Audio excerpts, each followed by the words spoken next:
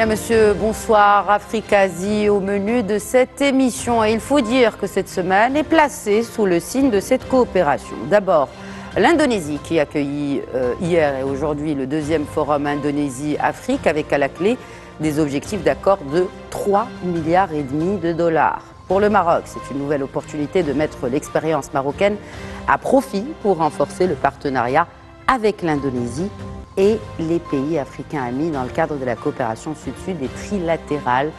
Et c'est pour reprendre les termes du chef de la diplomatie marocaine qui représentait Sa Majesté le roi Mohamed VI à ce sommet, donc à Bali. Dans la foulée et dans le même esprit, Nasser Bourita s'est rendu à Pékin pour prendre part à la réunion ministérielle en préparation du forum sur la coopération sino-africaine, le FOCAC. Les dirigeants de toute l'Afrique sont conviés à ce sommet, 9e du genre, et qui vise à renforcer le projet des nouvelles routes de la soie sur le continent. Les enjeux et les ambitions de la coopération afro-asiatique et le rôle du Maroc dans la coopération triangulaire, c'est ce que nous analysons dans cet épisode de Questions d'actu. Il sera également question d'équilibrer les relations économiques entre l'Asie et l'Afrique. Et je reçois pour ce en plateau d'abord professeur Zakaria Aboudahab, professeur de relations internationales à l'Université Mohamed V de Rabat. Bonsoir professeur Aboudahab. Bonsoir chère Khadija et bonne reprise. Bonne reprise à vous également. Et c'est un plaisir de reprendre en votre compagnie sur ce plateau de Questions d'actu. Un plaisir aussi de l'accueillir une nouvelle fois, cette fois en distanciel depuis Kinshasa. Il s'agit de l'expert en géopolitique et directeur du JT diplomatique. Bonsoir Henri Mzouzi et merci de vous joindre à nous depuis Kinshasa en RDC. Bonsoir Khadija, c'est un plaisir. Les sommets donc entre les pays asiatiques et les pays africains, ou l'Afrique de manière générale, se succèdent. Il y a cette participation du Maroc. D'abord parlons de l'Indonésie, au forum Indonésie-Afrique. Comment décrire, professeur Aboudahab, les nouveaux contours économiques de la diplomatie marocaine? Premièrement, on peut dire que du point de vue des théories même des relations internationales, que la diplomatie économique n'est plus une affaire de routine diplomatique, mais elle fait désormais partie de la high politics, de la grande politique. Deuxièmement, le Maroc l'aura compris très tôt, et je crois que cela tient notamment à une approche de sagacité, mais également de prospective de Sa Majesté, le roi Mohamed VI. Pourquoi je le dis? Dès 1999, il était question pour le Maroc, d'après la philosophie de Sa Majesté, de diversifier les partenariats économiques mondiaux du Maroc et considérer que l'économique serait cette fois-ci comme étant un cordon, un vecteur majeur de la relation, que ce soit avec l'Union européenne, que ce soit avec le Japon, que ce soit avec des pays africains amis, que ce soit avec les États-Unis, avec les accords de libre-échange. Je peux citer les pays de l'ALE, l'Association européenne de libre-échange, je peux citer les États-Unis, la Turquie, etc. L'accord d'Agadir également. Maintenant, par rapport, que ce soit au FOCAC, le Forum sino-africain pour la coopération, que ce soit avec l'Indonésie, premier forum 2018, le deuxième en 2024, que ce soit avec la TICAD, que ce soit avec la Corée du Sud, etc. Il s'agit cette fois-ci, à mon sens, d'établir une jonction entre les politiques sectorielles ambitieuses marocaines à l'interne, par exemple Aliotis, le plan de l'efficacité énergétique, sur le plan des changements climatiques, comment lutter contre les changements climatiques, l'éolienne, fructifier, optimiser le potentiel du Maroc en matière d'énergie propre, et en même temps établir le pont avec l'international, ce qu'offrent les partenariats internationaux. Je voudrais, Madame Khadija, rappeler que, par exemple, le nouveau modèle de développement, le dernier chapitre précisément, était consacré à ces partenaires. Dans quelle mesure, précisément, on peut imaginer un renforcement mutuel entre les apports extérieurs, mais également le renforcement du point de vue de l'action intérieure du Maroc. De là sont venus des partenariats avec des pays que vous avez cités. Et je crois que surtout la Chine, dans la mesure où nous faisons désormais partie depuis quelques années déjà des routes de la soie, et que la Chine a des ambitions au Maroc sur ce plan, et avec les annonces marocaines... C'est-à-dire que si la Chine a des ambitions, le géant chinois a des ambitions pour un pays comme le Maroc, qui représente quand même un petit marché de 40 millions, comment cette coopération triangulaire, comme on la cite aujourd'hui, peut être mise à profit pour peut-être renforcer la présence chinoise sur le continent? Vous avez raison de soulever ce point, parce que dans l'imaginaire chinois, il me semble, et dans la perception chinoise, le Maroc est considéré, non pas comme faisant partie du Moyen-Orient selon la conception américaine, mais c'est un État africain au pays africain. Et la Chine réfléchit en termes de ponts, de passerelles, mais également de passerelles sur le plan même géoculturel, parce que le Maroc, c'est un pivot, c'est ainsi qu'il est considéré. Oui. Dans la triangulation, précisément, la Chine ne voit pas seulement le Maroc comme étant un marché exclusif, mais plutôt aussi un catalyseur, un facilitateur, compte tenu de ses relations multiples avec des ensembles régionaux, voire intercontinentaux ou mondiaux. Et par conséquent, le calcul géoéconomique, géopolitique de la Chine voudrait que le Maroc puisse aussi jouer le rôle de locomotive pour implémenter des projets qui vont cette fois-ci profiter. Évidemment, le profit, il est réciproque mutuel, non seulement au Maroc et à la Chine, mais également à l'ensemble des pays partenaires. Et nous avons beaucoup, c'est vrai, besoin de technologies chinoises, la 5G, les nanotechnologies. Et je voudrais, Khadija, pour terminer, regardez, la production des vaccins, c'était Sinopharm qui a été retenu comme étant partenaire essentiel.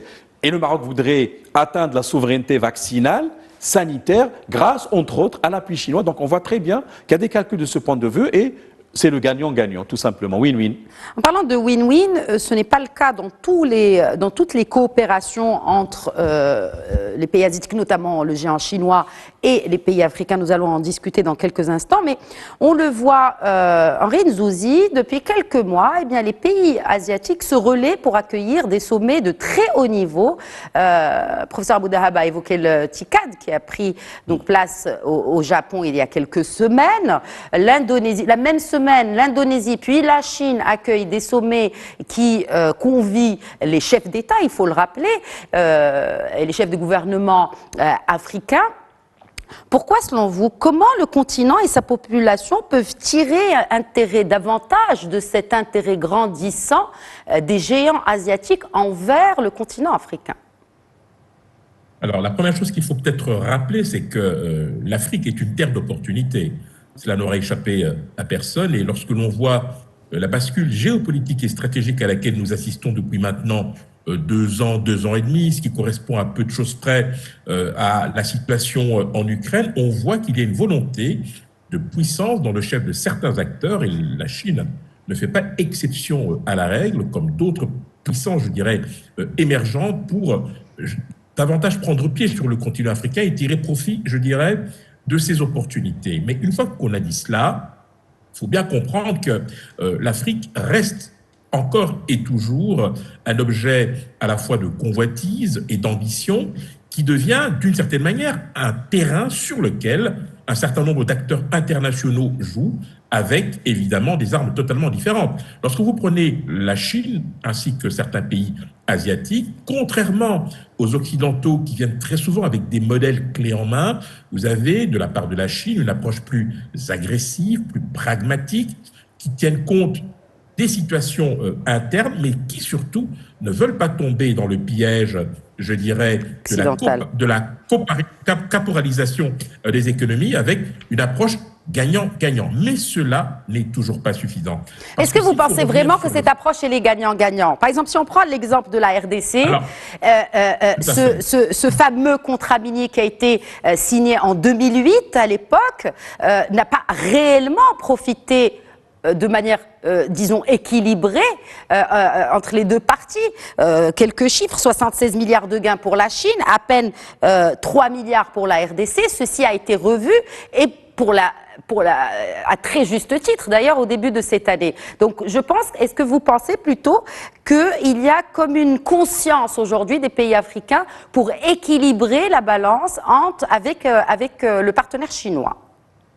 Alors, puisque vous en parlez, effectivement, il faut savoir que le contrat dont vous faites mention a été renégocié, qui tient davantage compte des intérêts de la République démocratique du Congo. Cela s'est fait dans la douleur, mais nous avons réussi, en tout cas en RDC, à faire en sorte que le point de vue et les intérêts congolais soient pris en considération. Tout à l'heure, je parlais d'une approche qui se veut gagnant-gagnant, mais oui, il est vrai que dans les faits, ce n'est pas forcément évident.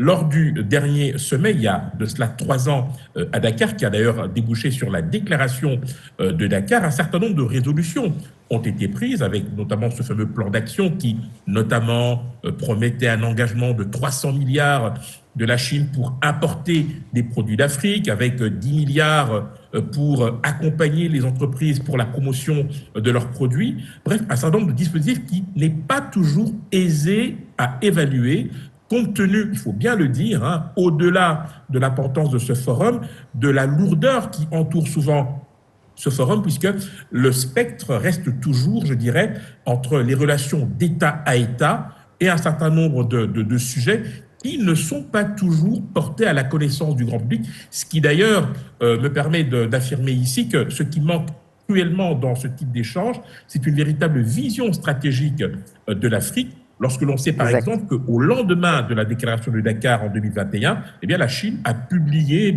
sa vision 2035 sur les relations avec l'Afrique.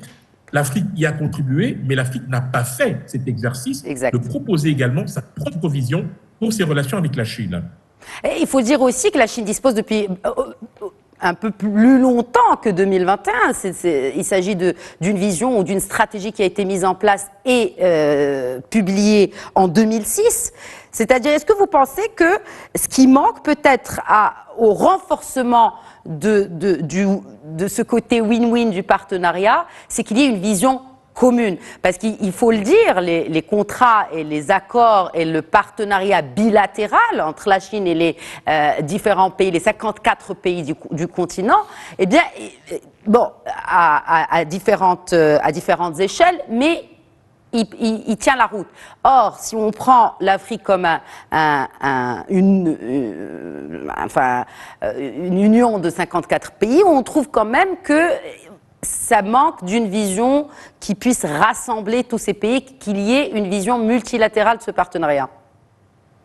La tentation reste résolument bilatérale. Lorsque vous avez des pays qui ont des relations très particulières ou privilégiées avec la Chine, cela se comprend. Et lorsque vous regardez le niveau d'intervention ou d'investissement de la Chine en termes d'investissement direct étranger dans certains pays, on voit très bien qu'une vision commune est véritablement problématique à l'heure actuelle, même s'il est vrai, cela a été évoqué tout à l'heure, le fait de pouvoir prendre appui, par exemple, sur le Maroc pour avoir un accès prioritaire ou privilégié sur d'autres ensembles régionaux peut être effectivement une tendance, mais c'est vrai qu'actuellement, le manque de cohérence et de vision commune sur ce problème pose véritablement des difficultés. Qu'est-ce qui manque justement, professeur Abou-Dahab, pour qu'il y ait une vision commune? Est-ce que, là on parlait tout à l'heure des enjeux économiques dans la diplomatie, parfois on met de côté l'intérêt économique qui profite justement aux populations, on le met de côté pour privilégier plus une approche doctrinale et idéologique. Est-ce que c'est un des freins, ou ça pourrait être un des freins à cette vision commune de l'Afrique pour réavantager davantage les économies africaines? Tout à fait. D'ailleurs, je m'en souviens, M. Macky Sall, quand il présidait aux destinées de l'Union africaine, dans son déplacement à Moscou, avait dit que nous ne venons pas pour quémander. Et puis, il fallait abandonner cette vision, disons, de dépendance totale et attendre que les autres viennent pour nous prendre en charge. Le problème, c'est que nous n'avons pas une seule Afrique, nous avons des Afriques, deux, que même l'institution principale, l'Union africaine, est divisée. Il y a plusieurs tendances, il y a plusieurs approches. Vous savez, il y a des États rentiers, il y a d'autres qui ont d'autres perspectives. Et je pense que cette multiplicité un peu cacophonique, j'allais dire, n'aide pas à faire de l'Union africaine, si du moins je m'intègre dans cette approche institutionnelle, embraye de moins en moins sur une efficacité attendue. Je m'explique, les Chinois viennent avec une approche cohérente, etc., alors que l'Afrique vient avec une vision un peu dispersée.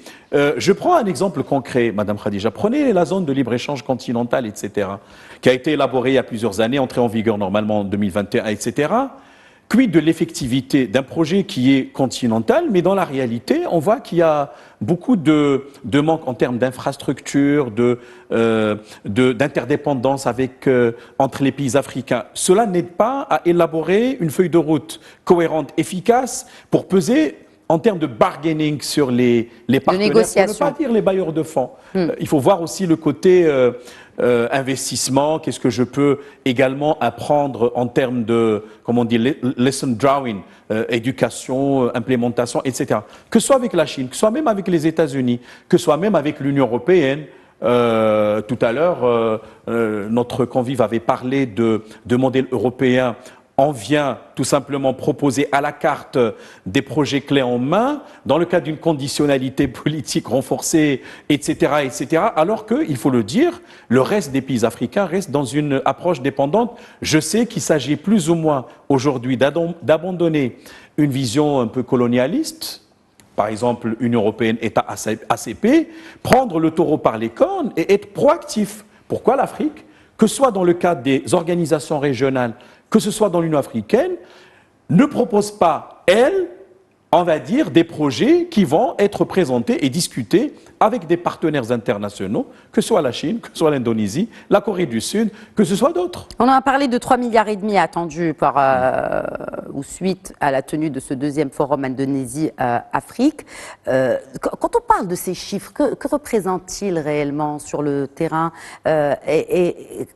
qui engage-t-il finalement quand on promet 3,5 milliards? La Chine en promet 10 fois plus.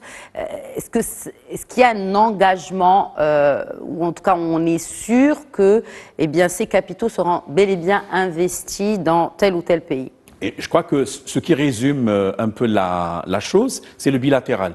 Finalement, on annonce, mais il y a des procédures et des méthodes sur le plan administratif, par exemple les adjudications, les appels d'offres, etc. Il y a des choses peut-être, Madame Khadija, qui vont en dehors de ce genre de forum de coopération sino-africaine, parce qu'on est dans le multilatéral, mais parallèlement, il y a des contacts directs, et c'est là où, précisément, le bargaining de chaque État va entrer en jeu et en action pour drainer le maximum et la majorité, on va dire, enfin l'essentiel des fonds qui sont proposés ou alloués. Idem pour les États-Unis, qui, dans le cadre de l'AGOA, le dernier sommet, c'était en décembre 2022, avait annoncé, je pense, 40 milliards de dollars, mais il y a une exigence en termes de bonne gouvernance. Je parle des États-Unis, droits de l'homme, etc. Je pense que la Chine a aussi des priorités en termes stratégiques, mais également en termes économiques. Idem pour l'Indonésie, c'est un pays pétrolier, gazier, il produit du caoutchouc, il a pas mal de compétences. Aujourd'hui, l'ambition de devenir parmi les 7 économies les plus avancées à l'horizon 2050, si je me trompe, selon même les projections du Fonds monétaire international. Mais il est clair que cela se négocie bilatéralement avec les pays concernés. Alors, vous avez parlé justement d'intérêt stratégique. Un des secteurs qui intéresse la Chine, et cela coule de source parce que c'est la tendance aujourd'hui, ce sont les véhicules électriques, d'où les investissements majeurs qui sont en train de prendre place, notamment au Maroc. Je voudrais vous interpeller justement, Henri Nzouzi, sur cette question de colocalisation ou de coopération sud-sud sous l'angle industriel. Comment, selon vous, quelle est la clé pour renforcer et pour justement lancer ce potentiel qu'il y a sur l'Afrique, qui détient quand même 30% des ressources minières mondiales, pour qu'on puisse co-industrialiser ensemble par exemple, le cobalt dont dispose en grande quantité un pays comme la RDC et les avancées dans le secteur automobile marocain. Comment avancer dans ce sens, selon vous? Qu'est-ce qu'il faudrait peut-être déclencher dans ce sens pour arriver finalement à optimiser cette coopération triangulaire, notamment avec le géant chinois? Alors, ce qu'il faut peut-être rappeler, c'est que le principal talon d'Achille des pays producteurs de matières premières, c'est le cas de la RDC avec le cobalt, mais également la Zambie, c'est la capacité à transformer pour pouvoir ensuite, je dirais, exporter. C'est pour cette raison d'ailleurs que depuis maintenant plusieurs mois, la Zambie et la RDC ont décidé de créer ensemble une chaîne de valeur dans l'industrie des batteries, donc avec le cobalt évidemment comme matière première, de manière à pouvoir peser un peu plus. C'est une des résolutions qui est sortie notamment du dernier sommet États-Unis-Afrique de 2022, car c'est le seul moyen pour pouvoir échapper à cette dépendance, tant sur le plan commercial que de la transformation, et ce qui permet de positionner les pays producteurs de métaux critiques ou de matières premières, de pouvoir peser dans les discussions. Mais cela, évidemment, ne remet pas en cause la pertinence du, je dirais, commerce triangulaire. Je note par ailleurs que la Chine est très active dans le secteur des minerais en RDC. Cela n'aura échappé à personne, mais encore minerais une fois, critiques aussi, n'est-ce pas, Henri Nzouzi, et notamment les minerais critiques qui sont, pour le coup, critiques et essentiels pour la fabrication de ces fameuses batteries. Absolument, parce que ça fait l'objet évidemment de convoitises énormes et cela attise bien évidemment les tensions, notamment entre les grandes puissances, les acteurs majeurs qui n'hésitent pas à se servir justement de ce problème comme variable d'ajustement pour faire avancer leurs pions et afficher donc leur volonté de puissance. En parlant de tension, professeur Abou Dahab, là on va revenir sur le volet purement diplomatique, on l'a vu. Un sommet comme le sommet de l'Indonésie s'est passé sans tension, contrairement au TICAD. Pourquoi Parce que on parlait, encore une fois, je reviens à ma première question, des enjeux économiques, des intérêts économiques qui devraient normalement primer sur ce genre de sommet, parce qu'à la base, ils sont organisés pour cette mission, c'est-à-dire de renforcer le partenariat économique. Mais là, on le voit, pour certains, c'est une occasion, vaine d'ailleurs, pour peut-être exprimer des avis qui sont purement politiques. Sur le plan du format, la Chine comme l'Indonésie par la suite, parce que bon, le FOCAC en premier lieu a démarré en 2002, c'était à Pékin. TICAD, c'était 93. Et puis, il ne faut pas oublier la Corée du Sud qui récemment, en juin, a lancé son premier sommet avec l'Afrique. Mais le format qui a été retenu par ces pays, bon, à l'exception du TICAD du Japon, mais je vais revenir à ça, c'est plutôt avec les chefs d'État et de gouvernement, sachant bien, en Afrique évidemment. Il y a la participation aussi de l'Union africaine, mais on retient que les États qui sont reconnus par l'ONU. Évidemment, il faut rappeler que dernièrement, il y a quelques semaines même, au niveau de l'Union africaine, l'idée qui a été retenue, c'est désormais ne permettre qu'aux États reconnus comme tels par l'ONU de participer à ce genre de sommet. Et cela, évidemment, avait froissé pas mal d'États qui ont réagi négativement, mais l'essentiel a été acté essentiellement pour éviter ce genre de friction.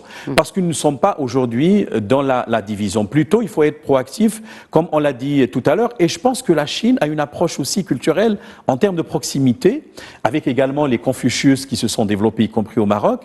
Mais deuxièmement, je voudrais dire aussi que les Chinois s'intéressent également à l'apprentissage de la langue et à la diffusion du modèle culturel chinois.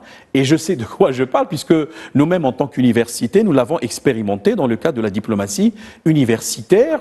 La Corée du Sud, mollo progressivement, le Japon un peu dans une approche plus discrète, mais la Chine l'aura compris, son soft power, son développement est aussi consubstantiel avec la manière avec laquelle elle va se déployer aussi culturellement pour rapprocher l'Afrique à la Chine et jouer sur des considérations de type coexistence pacifique, le non-alignement, nous appartenons au Sud global, et ainsi de suite, et ainsi de suite. On ne discute pas de conditions politiques ou conditionnalités, régime, droits de l'homme, etc.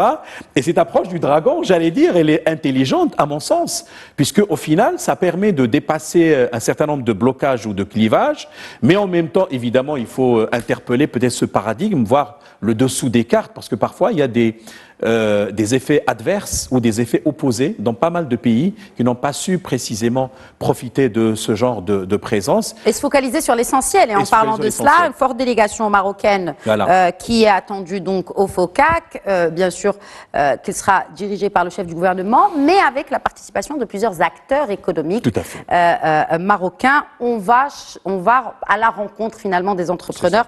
Juste un petit rappel du programme. Donc aujourd'hui, c'était la réunion ministérielle à laquelle a participé notre chef de la diplomatie, Nasser Bourita. Demain et après-demain, c'est donc le sommet officiel des chefs d'État et de gouvernement. Et puis le 6 septembre, la 8e conférence des entrepreneurs chinois et africains. Dernière question à Henri Nzouzi. Comment les entrepreneurs africains se préparent à ce genre de rencontres avec, et on le sait, ce sont de grands négociateurs avec leurs homologues chinois?